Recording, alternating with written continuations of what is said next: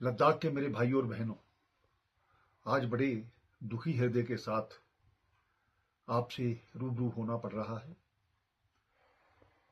हम जानते हैं कि लोकतांत्रिक व्यवस्था में अपनी बात कहने का सभी को हक है और कहनी भी चाहिए। लेकिन कुछ दिनों से जिस प्रकार से हम जानते हैं, लद्दाख में एक अनशन रखा गया और हम चाहते हैं कि अनशन एक लोकतांत्रिक व्यवस्था का एक पार्ट है। लेकिन पिछले एक दो दिनों से जिस प्रकार से लोगों को भड़काया जाना, नेपाल और बांग्लादेश के साथ उसकी तुलना करना, कुछ लोग हम आने वाले समय में आग लगा देंगे, ये कर देंगे, पॉलिटिकल पार्टीज के ऑफिस को करेंगे, लोगों के घरों में जाकर के उनको मारेंगे, ये कौन सा तरीका है? इस प्रकार के जो तरीके हैं, इसको हम लोकतंत्र की व्यवस्था के खिलाफ मानते हैं।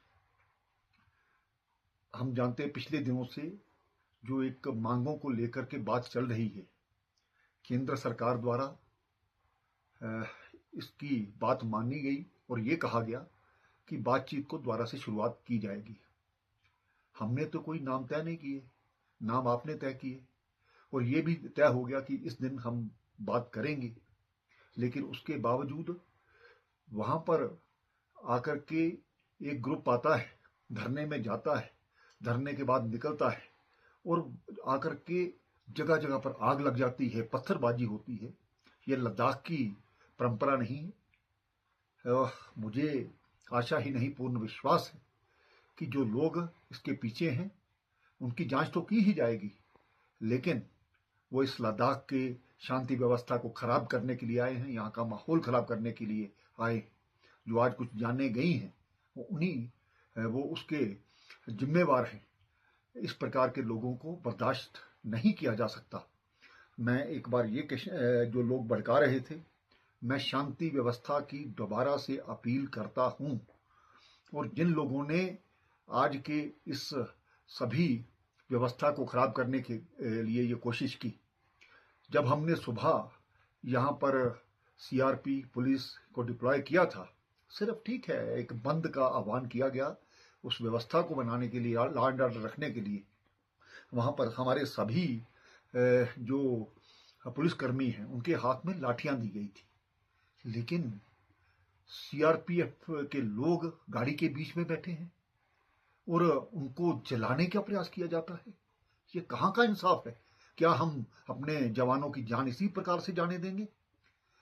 उसके बाद कुछ लोग डायरेक्टर जनरल पुलिस, जो कि यहाँ की लॉ एंड ऑर्डर को मेंटेन रखते हैं, कई वर्षों से यहाँ पर सेवा का काम कर रहे हैं, उनकी गाड़ी पर बड़े बड़े पत्थर मारे जाना, ये कहाँ का इंसाफ है? क्या इसके पीछे कोई साजिश करने वाले लोग नहीं हैं? मैं लद्दाख के शांतिप्रिय लोगों से ये कहना चाहता हूँ, आप इस चीज को समझिए। कुछ लोग अपने मफाद के कारण से पूरे लद्दाख की जो सुरक्षा व्यवस्था है उनको खराब करने का प्रयास कर रहे हैं। मैं लद्दाख की जनता के साथ हूँ, मैं लद्दाख के नौजवानों के साथ हूँ और लद्दाख के नौजवान जब भी मुझसे मिलने आते हैं, मैंने कभी किसी को मना नहीं किया। और जिस प्रकार से उनके भविष्य की हम बात सोच रहे हैं, चाहे वो टूरिज्म के माध्यम से, चाहे वो एजुकेशन के माध्यम से या हेल्थ के माध्यम से, और नई नई नौकरियों का यहाँ पर नोटिफिकेशन जारी हो रही है।